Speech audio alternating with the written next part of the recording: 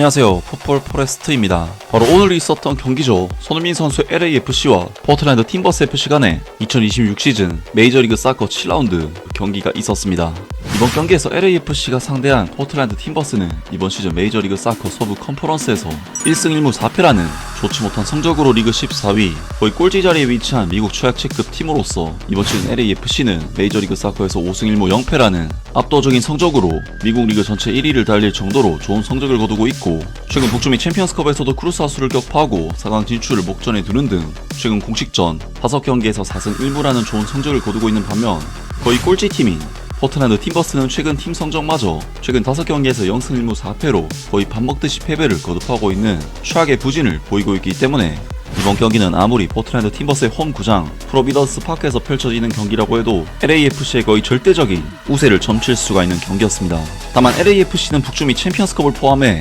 4월에만 공식전을 무려 8경기나 치러야 하는 미친 일정을 앞두고 있는 상황이고, 현실적으로 만 33세의 도장 손민 선수가 이 모든 경기를 전부 다 뛸 수는 없는데, 이번 경기가 있기 전 LAFC 구단에서 발표한 LAFC 선수들의 원정길 비행기 탑승 장면에서 손흥민 선수의 모습을 확인할 수가 없었고, 경기장에 도착한 LAFC 선수들의 모습에서도 손흥민 선수의 모습은 확인을 할 수가 없었습니다. 아무래도 손흥민 선수는 이번 시즌 LAFC의 모든 경기에 전부 다 선발로 출전을 해왔었고, 3월 A매치 일정까지 소화를 하면서 2주간의 A매치 휴식기에도 휴식을 취하지 못한 데다 지난 수요일에 있었던 북중미 챔피언스컵 8강전에서도 풀타임 출전해 체력적으로 상당히 소진된 상황인 만큼 바로 다음주 수요일에 다시 크루스하수를 상대로 힘든 원정 경기를 해야 하는 상황에서 이번 포틀랜드 원정길에는 아예 동행도 하지 않는 풀 휴식을 준 것으로 보이는데요. 그리고 이번 경기에서 LAFC의 마크 도 산토스 감독은 토마스 아살 골키퍼, 라이언 홀링세드, 은코시 타파리, 케니 닐슨, 아르템 스몰야코프, 맷 에반스, 마티우 쇼니에르,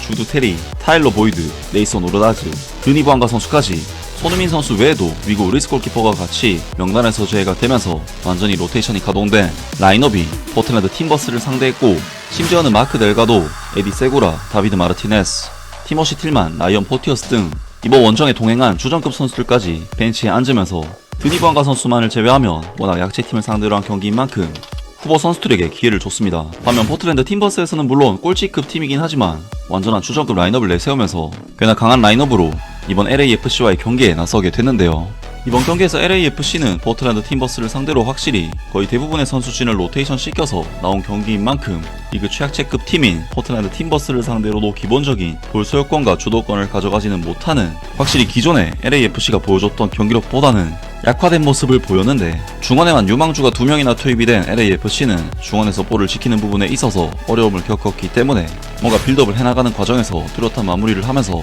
공격의 시퀀스를 끝내기보다는 볼을 뺏겨서 포틀랜드 팀버스에게 찬스를 내주는 굉장히 좋지 못한 흐름의 경기력을 보였습니다. 때문에 LAFC는 경기 극초반부터 포틀랜드 팀버스에게 자신들의 페널티 박스 근처에서 꽤나 많은 볼 점유율을 내줬는데, 전반전 4분 포틀랜드 팀버스는 상대 윙어인 크리스토퍼 벨데 선수가 박스 안에 누가 있는지 보지도 않고 크로스를 올리는 등 확실히 꼴찌팀다운 어설픈 마무리 능력을 보였고, 포틀랜드 팀버스는 LAFC를 상대로 볼 점유율을 6대4 정도로 가져갔지만 경기 초반 전혀 슈팅 찬스를 만들어내지 못하면서 약체팀으로서 한계를 보였습니다. 그리고 포틀랜드 팀버스가 공격에서 제대로 마무리가 되지 않는 모습을 보이면 그만큼 LAFC에게는 역습에 대한 찬스가 생기는 상황이 나왔는데, LAFC는 사실 마크 도 산토스 감독 체제에서 롱볼을 통한 다이렉트한 역습보다는 후방 빌드업을 통해 만들어가는 플레이를 선호하는 감독이지만, 이번 경기는 팀의 전력이 약화된 상황인 만큼 다이렉트한 플레이도 마다하지 않으면서 전술적인 유동성을 보여줬고, LAFC는 전반전 7분 케니 닐슨 선수가 다이렉트한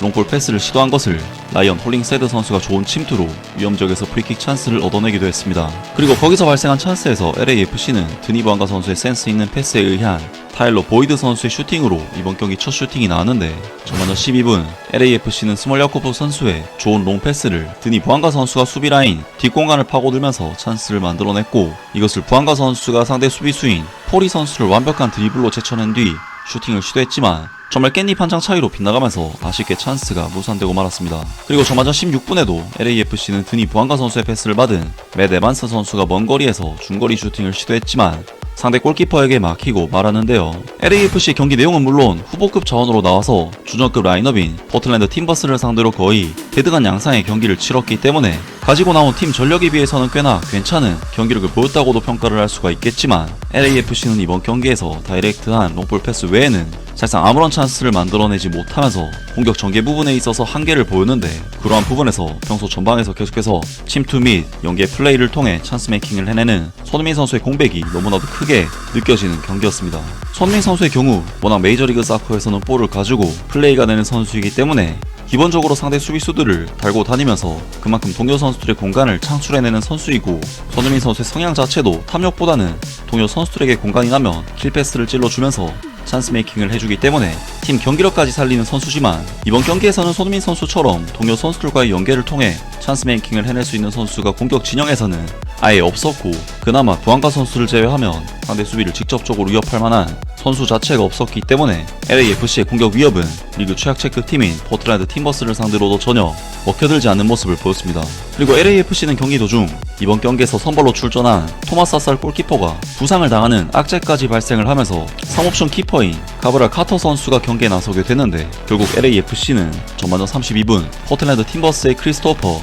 벨데 선수의 단독 드리블 돌파에 이은 오른발 슈팅에 실점을 내주면서 LAFC는 이번 시즌 리그에서 단 한 골도 내주지 않는 압도적인 수비력을 보여왔었지만 리그 최악 체크팀인 포틀랜드 팀버스에게 이번 시즌 첫 실점을 내주고 말았습니다. 그리고 사실 이번 실점 장면은 교체 들어온 카터 골키퍼가 위치 선정까지 어설펐던 너무나도 아쉬운 실점이었는데, 확실히 LAFC는 공격에서는 손흥민 선수의 부재가 아쉽지만 후방에서는 위고 리스 골키퍼의 공백 또한 너무나도 크게 느껴졌습니다. 그리고 LAFC는 전반전 34분 네이선 오르다즈 선수가 무리한 중거리 슈팅을 시도한 것이 어처구니 없이 빗나가는 등 이번 경기에서 포틀랜드 팀버스를 상대로 박스 안에서 거의 찬스를 만들어내지 못하는 경기력을 보였는데요. 그리고 LAFC는 포틀랜드 팀버스에게 전반전 막판에도 크리스토퍼 벨데 선수에게 강력한 슈팅을 내줬지만 다행히 빗나갔고, LAFC는 42분에도 박스 안에서 포틀랜드에게 완벽한 찬스를 내줬지만 카터 골키퍼가 헤더 슈팅 찬스와 세컨볼 찬스까지 막아내는 선방쇼로 추가골까지 내주지는 않으면서 LAFC는 포틀랜드 팀버스와의 이번 경기 전반전을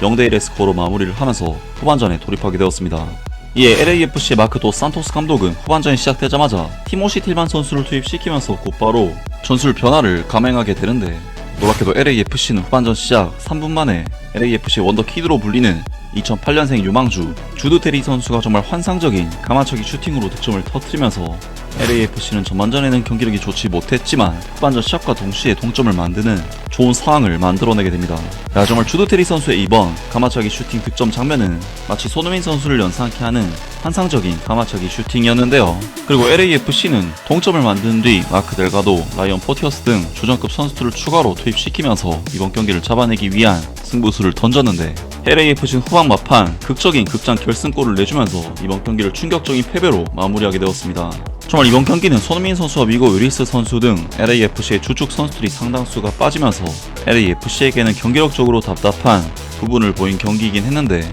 손흥민 선수가 있고 없고 차이가 사실 토트넘에서도 컸지만 LAFC에서는 그야말로 절대적인 차이가 있다는 것을 느끼게 해준 경기였는데요. 과연 이번 경기에서 풀휴식을 취한 손흥민 선수가 주중 챔피언스컵에서 좋은 활약으로 팀을 이끌 수 있을지 다음 경기를 기대해보겠습니다. 아무튼 이번 영상은 여기까지고요. 저는 다음 영상으로 바로 찾아뵙겠습니다.